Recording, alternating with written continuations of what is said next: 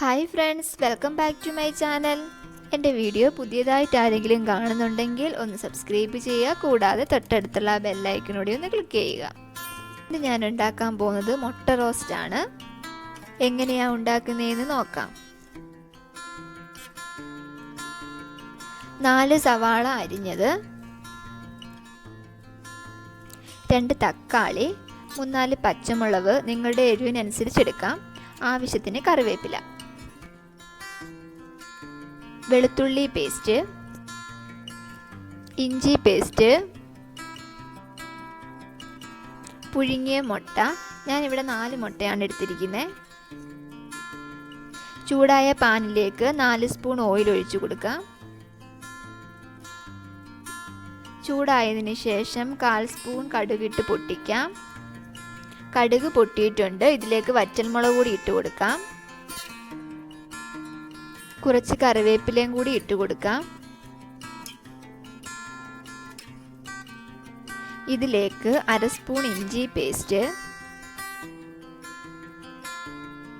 1/2 spoon വെളുത്തുള്ളി paste ഇട്ട് നല്ലതുപോലെ ഒന്ന് മിക്സ് ചെയ്തെടുക്കാം.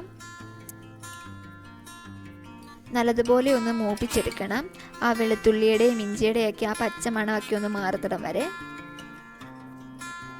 ഇനിയും അരിഞ്ഞു വെച്ചിരിക്കുന്ന സവാള കൂടി ചേർത്ത് കൊടുക്കാം.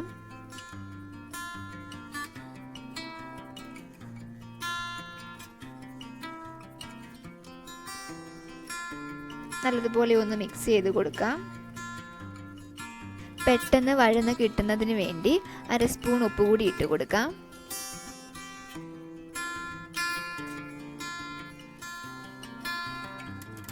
നല്ലതുപോലെ ഒന്ന് മിക്സ് ചെയ്തതിന് ശേഷം ചെറുതീയിൽ അടച്ചു വെച്ചൊന്ന് വേവിക്കാം.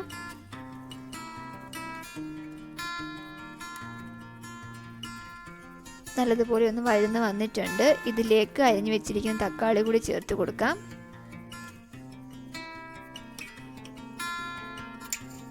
അരിഞ്ഞു വെച്ചിരിക്കുന്ന പച്ചമുളക് കൂടി ഇട്ട് കൊടുക്കാം.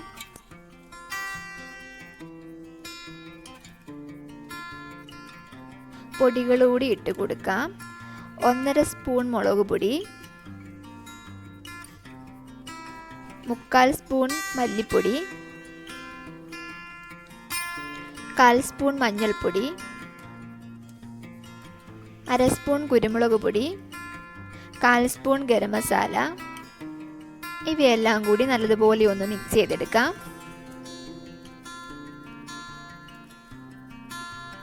പൊടികളൊക്കെ നല്ലതുപോലെ ഒന്ന് മിക്സായി ആ പച്ചമണമൊക്കെ ഒന്ന് മാറട്ടെ. ഇനി ഇതിലേക്ക് 1/2 ഗ്ലാസ് വെള്ളം കൂടി ഒഴിച്ചു കൊടുക്കാം. നല്ലതുപോലെ ഒന്ന് മിക്സ് ചെയ്തതിന് ശേഷം ഒരു 5 മിനിറ്റ് അടച്ചു വെച്ചൊന്ന് വേവിച്ചെടുക്കാം. വെള്ളമെല്ലാം പറ്റി തക്കാളിയൊക്കെ വെന്ത് വന്നിട്ടുണ്ട്.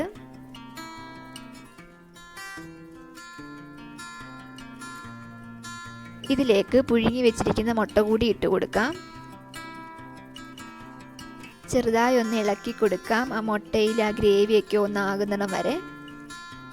നല്ല മണമൊക്കെ വരുന്നുണ്ട് കേട്ടോ. അങ്ങനെ മുട്ട റോസ്റ്റ് റെഡി ആയിട്ടുണ്ട്. അപ്പോൾ ഇന്നത്തെ വീഡിയോ ഇഷ്ടമായെങ്കിൽ ലൈക്ക് ചെയ്യുക, കമൻറ്റ് ചെയ്യുക, ഷെയർ ചെയ്യുക, സബ്സ്ക്രൈബ് ചെയ്യുക. കൂടാതെ തൊട്ടടുത്തുള്ള ബെല്ലൈക്കണോടെ ക്ലിക്ക് ചെയ്യുക. എങ്കിൽ മാത്രമേ ഞാനിടുന്ന വീഡിയോയുടെ നോട്ടിഫിക്കേഷൻ കിട്ടുകയുള്ളൂ. അപ്പോൾ മറ്റൊരു വീഡിയോയുമായി ഞാൻ വീണ്ടും വരുന്നതാണ്.